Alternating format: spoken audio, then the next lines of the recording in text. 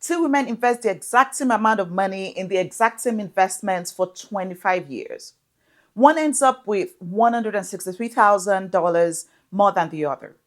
The only difference, she understood which accounts to fund first. Or you may be sitting there with $2,000 to invest and you're paralyzed because you don't know if it should go in your 401k or a Roth IRA, RRSP, TFSA, or just a regular investment account. So you end up doing nothing while you research for weeks trying to figure out the perfect option. Here's what I realized when I started diving deep into investment research. This confusion isn't because you're not smart enough to figure it out. It's because the financial industry has made something relatively straightforward sound impossibly complicated. I'm Toyin, and as a CPA and financial planner who's been researching wealth building strategies, I've discovered there's actually a logical system for deciding where your investment dollars should go first. It's not rocket science, but understanding it is literally the difference between building good wealth and building great wealth. Because here's the truth: two people can invest the exact same amount of money in the exact same investments, but the person who understands account priority can end up with tens of thousands more at retirement. That's the power of getting your account strategy right. And by the end of this video, you have a clear decision framework that eliminates the confusion forever. This priority system works especially well if you're in your peak earning years with substantial monthly investment capacity, which is exactly where many women in their 40s and 50s find themselves. Let me tell you about Lisa, a 45-year-old marketing manager.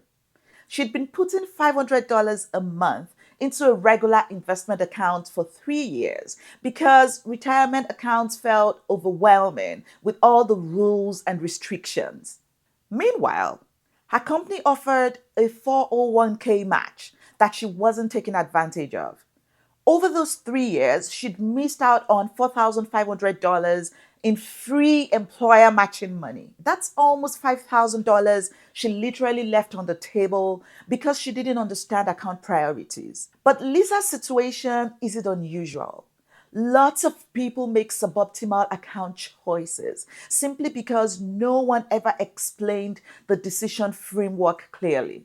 The problem is that when you Google, where should I invest my money? You get overwhelmed with information about dozens of different account types, contribution limits, tax implications, and withdrawal rules. It's like trying to drink from a fire hose. But here's what Lisa's story showed, and what I want you to understand. Account priority isn't about memorizing complex rules. It's about understanding a simple hierarchy that maximizes your tax advantages and compound growth. Before we get into the solution, let me show you why this matters so much more than you might think. Two women, both 40 years old, both investing $1,000 a month. Jennifer puts her money in a taxable investment account. Michelle follows the account priority system I'm going to share with you. Here's how their wealth builds over 25 years, assuming a 7% average return. Let's start with what they both contribute: $1,000 a month for 25 years. That's $300,000 each in total contributions. After 25 years of compound growth at 7%, both of their accounts show $813,000 before considering taxes. But here's where it gets interesting. Jennifer, using the taxable account, has been paying taxes on dividends and capital gains along the way. Over 25 years, she's paid about $163,000 in taxes, leaving her with a real after-tax value of $650,000. Michelle, who used tax-advantaged accounts, followed the priority system, paid zero taxes on that growth. Her full $813,000 is available to her. That's $163,000 more from the exact same investments and the exact same monthly contributions. The only difference was understanding which accounts to fund first. That's not a small difference. That's the difference between a comfortable retirement and a truly wealthy retirement. And it all comes down to understanding account priority.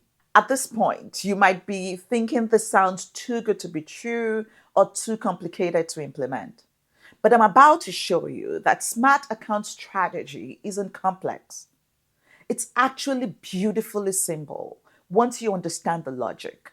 If you're feeling behind on your financial goals and wondering if it's too late to build real wealth, I've created a 5-minute money checkup that'll help you assess exactly where you stand and what your next priorities should be. I'll put the link below. No generic advice, no judgment, just a clear starting point for your real life. Here's a framework that eliminates all the confusion.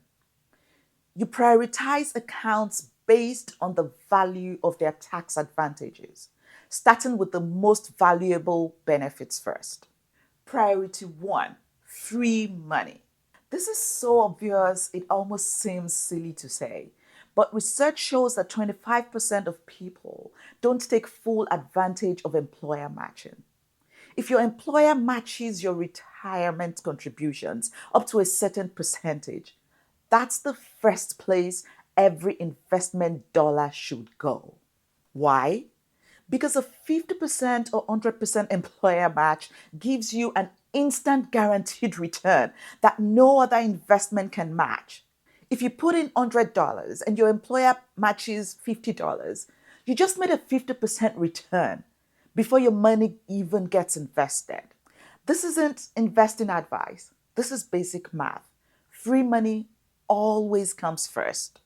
Priority 2, tax-free growth. After you've captured all available employer matching, your next priority is accounts that offer tax-free growth. In the US, this means Roth IRAs or Roth 401k options.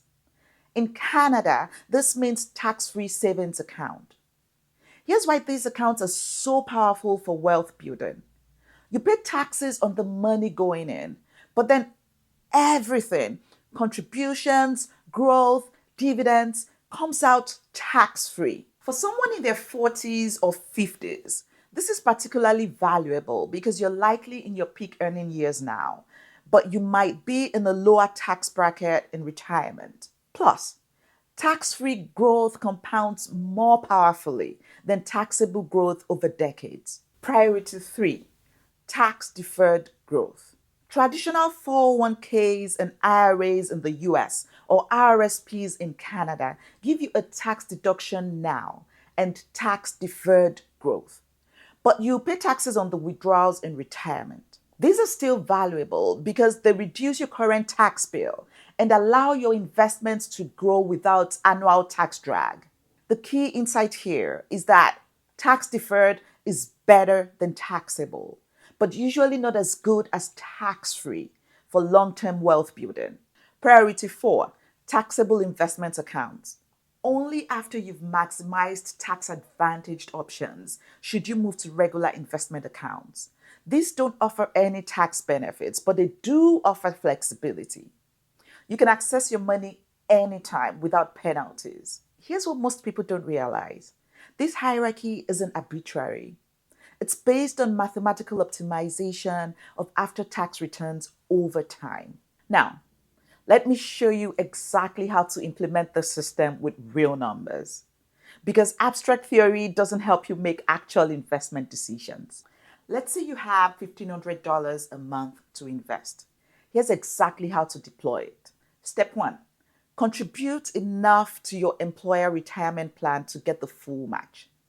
If your employer matches up to 4% of your salary and you make $80,000, that means putting $267 a month to get the full $267 match. Picture this as the foundation block of your investment strategy.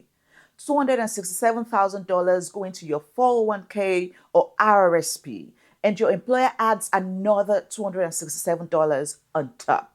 That's $534 total in your first building block. Step 2, Put the next chunk in tax-free growth accounts. A Roth IRA in the US, about $500 a month if you're under 50, or your TFSA in Canada, also about $500 a month based on current contribution limits. This becomes your second building block. $500 stacked on top of your employer match foundation, growing completely tax-free. Step 3. If you still have money left over, go back to your employer plan, 401k in the US, or contribute to your RRSP in Canada for the tax deduction up to the annual limits. Your third building block. The remaining $733 goes back to your 401k or RRSP for the tax deduction and tax deferred growth. Step 4. Any remaining money goes into a taxable investment account. This would be your fourth building block, only used after you've maximized all tax advantages. Following this system, our $1,500 monthly investor would put $267 in the 401k for the match, $500 in the Roth IRA or TFSA, $733 back into the 401k or RRSP. She'd be maximizing every available tax advantage before moving to taxable accounts. Now, there's one important consideration that might modify this priority system: your need for flexibility and liquidity. If you're 45 and just starting to invest seriously, you might worry about putting all your money in retirement accounts that you can't touch until 59 and a half in the US. That's a valid concern, and it's why some financial flexibility matters. But here's what most people don't know. Roth IRA contributions can be withdrawn anytime without penalties, though not the growth until retirement. And in Canada, you can withdraw both contributions and growth from your TFSA at any time without penalties. This makes Roth IRAs and TFSAs incredibly valuable for people who want tax advantages, but also want some access to their money. You get tax-free growth with a built-in emergency fund feature. For true emergencies or major expenses, you might want some money in taxable accounts for immediate access. But for most people, the tax benefits of the priority system far outweigh the flexibility benefits of keeping everything in taxable accounts. Let me share the 3 biggest mistakes I see when people try to implement account priority. Mistake 1, analysis paralysis. People spend months researching the perfect account allocation while their money sits in savings accounts earning nothing. The difference between a good strategy and a perfect one is small. The difference between any strategy and no strategy is enormous. Mistake number 2, all or nothing thinking. Some people think they need to max out each account before moving to the next level. But if you can only afford to put $200 a month toward investing, it's better to capture the employer match with the $200 than to save up until you can max out the account. Mistake number 3, ignoring account limits. Each account type has contribution limits that change annually. Make sure you understand current limits, because the priority system only works if you know how much you can actually contribute to each account type. Understanding account priority isn't just about following rules. It's about maximizing every dollar you invest, so your money works as hard as you do. You don't need to become a tax expert or memorize complex regulations. You just need to follow a logical system that puts free money first, tax advantages second, and flexibility third. 2 people making identical investment choices can end up with dramatically different wealth simply because one person understood account priority and the other didn't. Don't be that second person. The difference isn't luck or superior stock picking. It's systematic optimization of tax advantages. Your investment success isn't about finding the perfect investments. It's about putting good investments in the right accounts and letting tax advantages accelerate your wealth building over time. If you're ready to create your own catch up plan, download my free 5-minute money checkup below this video. It will help you assess exactly where you stand and what your next priorities should be. No generic advice, no judgment, just a clear starting point for your real life. Because understanding account priority isn't just about optimizing your returns, it's about ensuring that every investment dollar you have is working as hard as possible to build the financial future you deserve. I'll see you in the next video.